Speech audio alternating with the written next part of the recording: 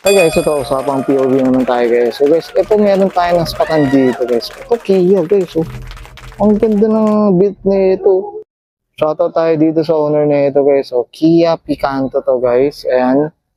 So Euro inspired siya.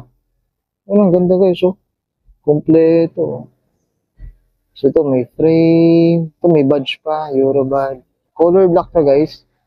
So napakaganda ng build niya. Ang linis. So ito guys oh. Hindi ko lang kung may rubber tune siya guys. Pero shoutout tayo sa clean ng build na ito.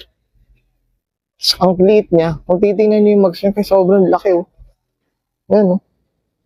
Ganda ng tindig guys. So, Kia Picanto guys. Yan. Okay. Yan. Tapos ito may skirt na. I don't know kung stock pa tong skirt na to guys. Yan oh. Ganda oh. So, ito, dito sa mga salamin niya.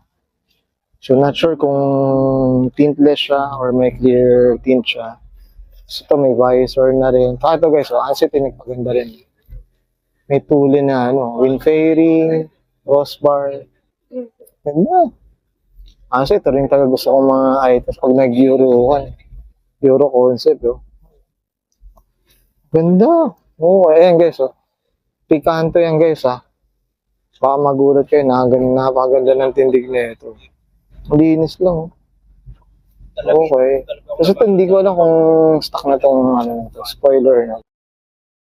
Kasi ito yung tip niya, muffler. Yan no. Ito. Ang linis guys. Stop tayo dito sa owner. Hopefully sana ma-interview rin natin. Medyo wala dito yung owner. Pero goods na goods yung build na ito. So yan, thank you.